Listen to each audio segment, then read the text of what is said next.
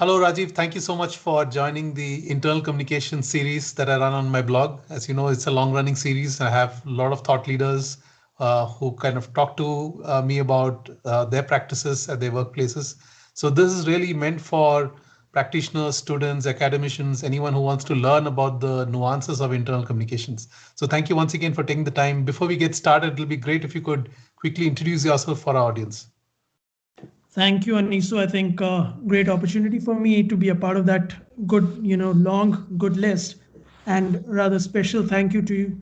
Thanks to you for taking out time during your break today. I know we have been going on and off on this for a long time, but appreciate the fact that you could take out time.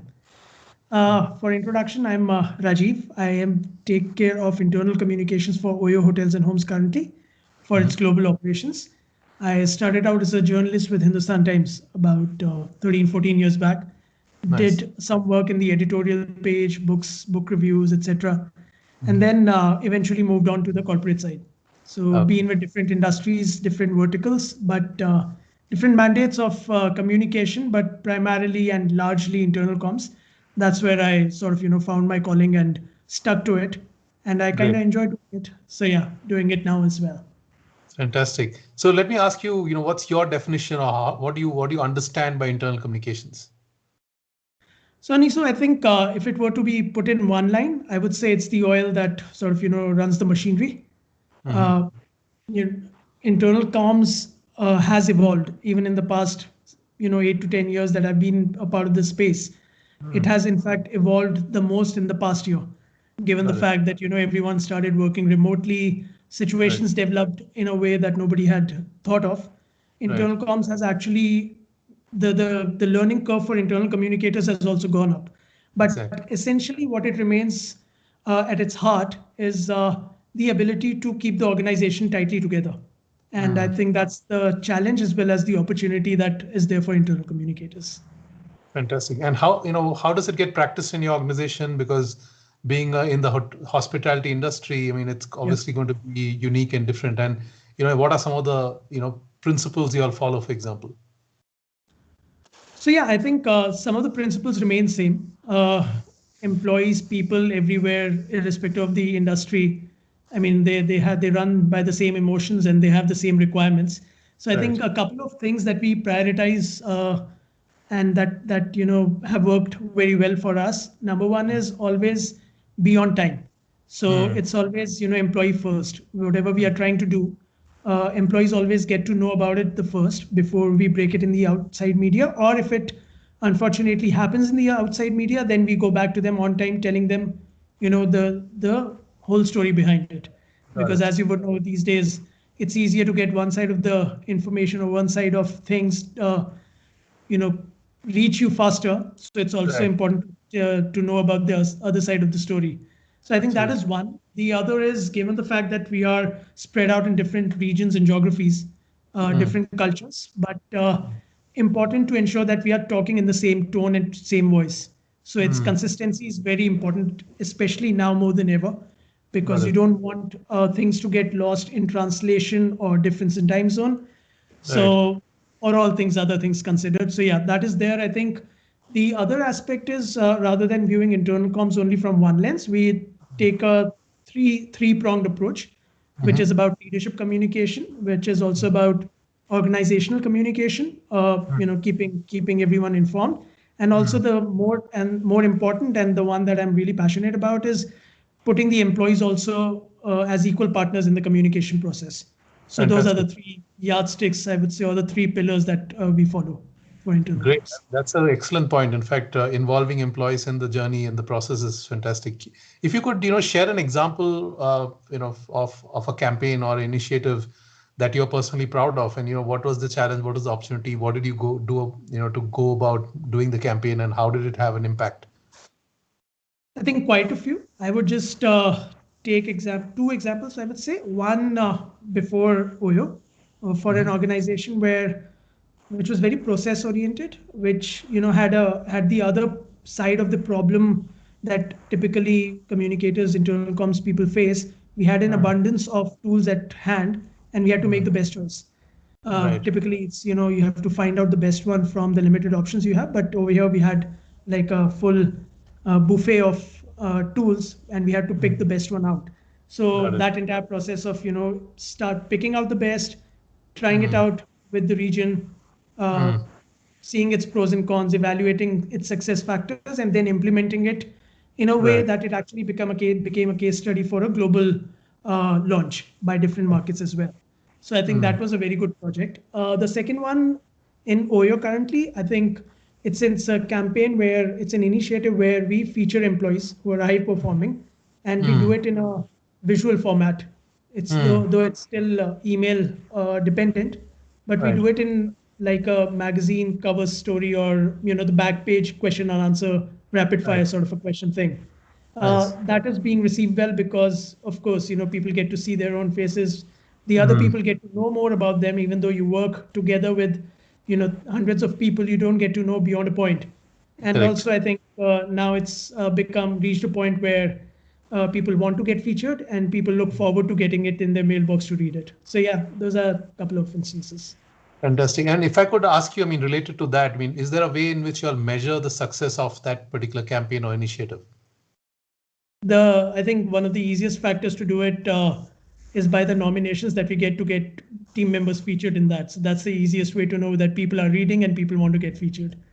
So Great. yeah, I think that's the So, highest one. But yeah, we have other ways of measuring the success rate of emails, but those right. are again very transactional and very sort of straightforward industry practices. Fantastic. And what according to you, Rajiv, is the biggest challenge that internal communicators face today? I think, Anisu, this year has been an exception, but overall, I think one of the big challenges is internal comms being viewed as a strategic partner to organization building Hmm. or reputation management, for that matter. In fact, I think rather than internal communicators doing their bit to strengthen this belief, the year in Hmm. itself or the circumstances have done it for us. Right. So now I think people know it better than they used to, that a good solid internal communications or a culture communications practice is really important for the overall reputation. And Hmm. that it's not about just sending out the next update or helping Hmm. organize an internal event. It's also about the thought leadership that comes on the table, Got it. where could help understand the value, or the long term value, and the short term impact that your strategy is going to make. Hmm. So that is one of the challenges which I think was consistently viewed earlier, but Hmm. hopefully going forward should not be such a big problem. Great. And related to that, what do you think is the opportunity you see now for internal communicators? I think we have the opportunity of taking a step outside and bringing that perspective of outside in, as well as offering that inside out perspective. Hmm. Communicators, when you work with different teams who also manage the external comms or the marketing communications bit, or even HR practices, you have a Hmm. natural knack of knowing what is working, simply Hmm. because you're part of a dynamic industry. It's a small but very high performing and very frequent, quickly growing group Hmm. of people. So you know Right. what's working for different brands, what's working for different internal communicators. You don't have to necessarily implement everything to Hmm. fail or to succeed. You can Yeah. learn from others' success or failures very quickly these days. And the Hmm. kind of discussions that are happening in the in the at an industry level on the Hmm. success of internal communications. So I think Got- that is a very unique position to be in. You can Hmm. know from a reputation standpoint, and you can advise what really will work, and Hmm. also take out some of the learnings from inside the organization and see how you can contribute to the organizational brand building, Hmm. or just the visibility, by Right. doing things which are not conventional, so to say. So Hmm. that double hat is always helpful. Great point. And now, I mean, there's always this thought that internal communicators don't add value to the business. How can, what are the ways in which they can get a seat at the table, according to you? Right. So I think your own relationships internally really matter.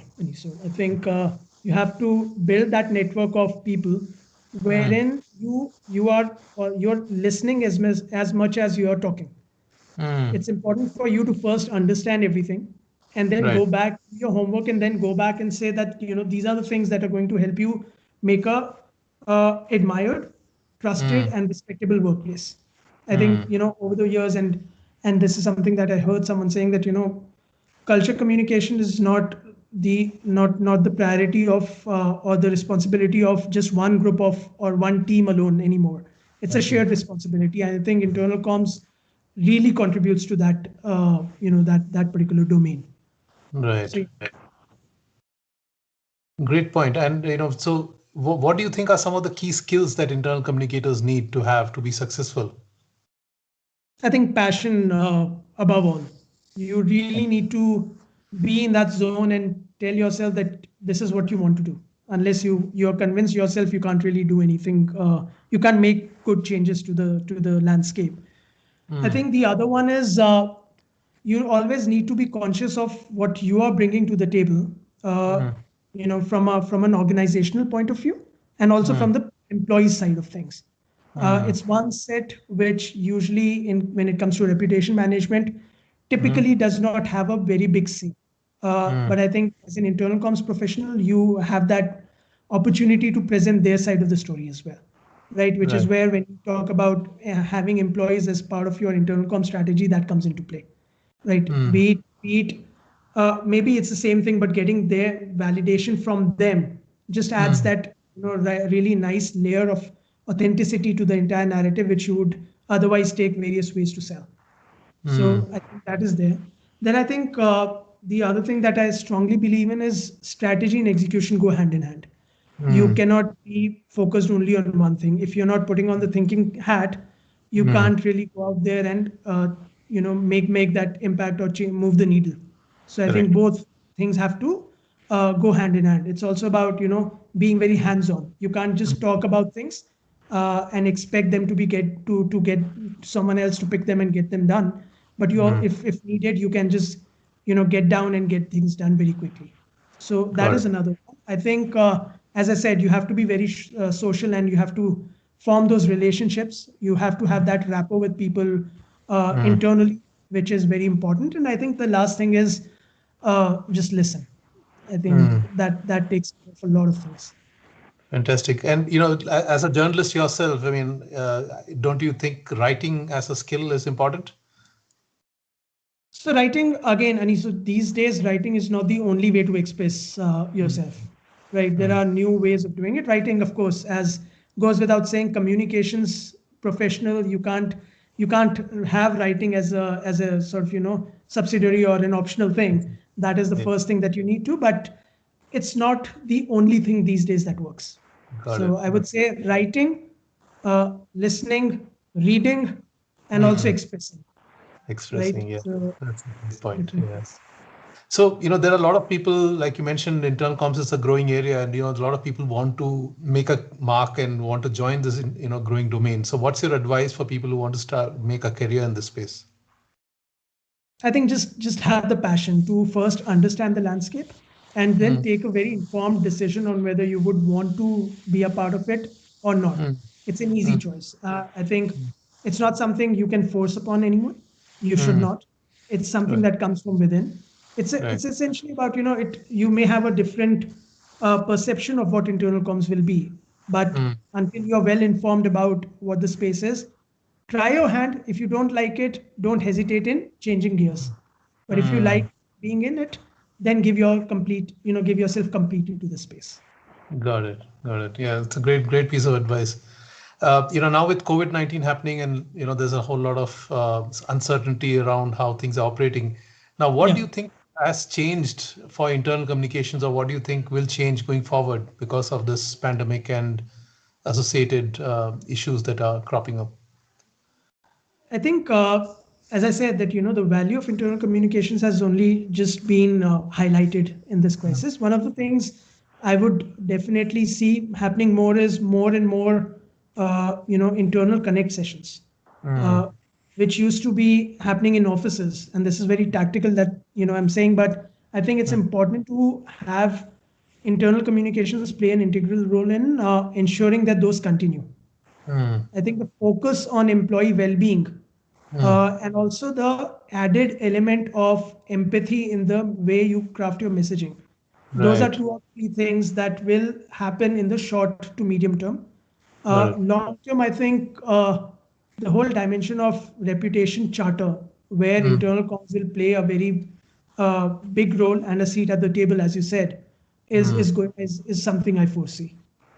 Fantastic. And I think probably related to that, I just want to ask you, is there any particular trend that you spot apart from what you shared? Anything else that comes to your mind? Yeah, I think trusted counsels to the leadership. That's what Mm, internal comms role is going to be now. It mm, won't be a very it'll be a specialized role rather than a mm, generic someone who could just send out emails. I mm, hope to see that that added element growing in size as well as weight in mm. the coming months. Great. And as we wrap up, Rajiv, just wanted to ask you if there was one thing, if you're looking at your career and looking back, one thing you'd like to change about internal comms and doing it differently or hoping things will change, what's your thoughts on that? I think some to some extent it's already done in ISU, but I think it's time we make internal comms sexy enough for people to aspire a career in it. Yeah, it's easier for people to be convinced of have building a career in external comms and managing the media and talking to the media because it's quite interesting and quite glamorous. I think Right. internal comms is way more glamorous because it's about the being in touch with the people you are on a day-to-day basis, but Mm. sort of going a step further. So I think let's make internal comms sexy again. That Fantastic. would be my 2 cents. Great point. Thank you again, Rajiv. This has been brilliant. I love the answers, I love the insights you've shared, and very, very power packed, I would say. So thank you so much for taking the time to do this. Appreciate it. My pleasure, Anisu. Thank you so much, and stay in touch. Thank you so much. Yeah.